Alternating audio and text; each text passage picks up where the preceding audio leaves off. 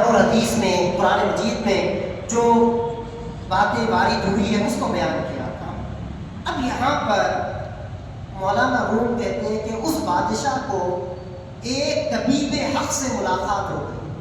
ایک طبیب حق سے اللہ رب العزت نے ایک بہترین حکیم اور حق طبیب سے اس بادشاہ کی ملاقات کرا دی، اور یہ جو ملاقات ہوئی تھی دراصل اس کے صبر کا نتیجہ تھا۔ اس بادشاہ نے صبر کیا، اس صبر کا نتیجہ تھا۔ اب اس پر مولانا روم کچھ اشعار لاتے ہیں اور ہم کچھ اس کے ترجمہ کر لیں، اس کے بعد پھر صبر پر کچھ گفتگو کریں۔ وہ کہتے ہیں کہ جب بادشاہ اس حکیم سے ملنے کے لیے گیا، شاہ جو پیش مہمان خویش رفت، شاہ بود و لیک بس درویش رفت۔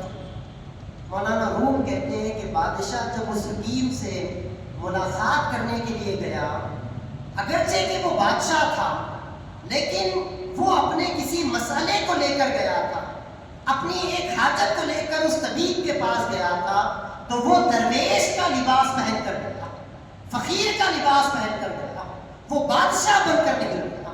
بتانا یہ چاہتے ہیں کہ آپ اگر کسی سے کچھ حاصل کرنا چاہیں، خاص طور پر علم اور حکمت لینا چاہیں، تو وہاں پر بادشاہ بن کر نہ جائیں، بڑے بن کر نہ جائیں۔ آپ اپنے استاذ کے پاس، پیر کے پاس جائیں تو پھر غلام بن کر، نوکر بن کر جائے، فقیر بن کر جائے، درویش بن کر جائے۔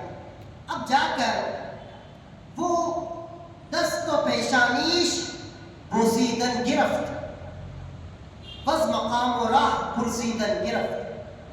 وہ کہتے ہیں کہ وہ بادشاہ اس حکیم کے پاس گیا اور پھر اس حکیم کے پیشانی چومنے لگا، ہاتھ چومنے لگا، اور اس فقیر سے، اس حکیم سے اس کے سفر کے حالات پوچھنے لگا، اور آگے آ کر وہ کہتا ہے صبر تلخ آمد وہ لیکن عاقبت میوے شیریں دہد در پر منفعت۔ وہ بادشاہ کہتا ہے کہ میرا جو صبر تھا، اس نے ایک طویل عرصہ صبر کیا تھا۔ اگر آپ حضرات نے شروع سے ان محفلوں کو اٹینڈ کیا ہے تو آپ کو معلوم ہوگا کہ وہ بادشاہ کسی کنیز پر عاشق تھا، اور وہ کنیز ایک عرصے سے بیمار تھی۔ اس کے کئی علاج اس نے کروائے تھے، کئی حکیموں کے پاس علاج کروائے، لیکن کسی کے پاس اس کا علاج نہ ہو سکا، بجز اس کے اس کی بیماری میں اور اضافہ ہوتا گیا تھا۔ تو ایک طویل عرصے سے وہ صبر کی صعوبتیں برداشت کر رہا تھا۔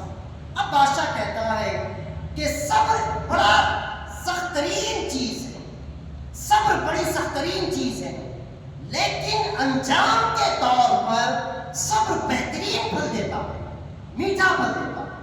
اب یہاں سے مولانا روم صبر پر کچھ باتیں بیان کرتے ہیں۔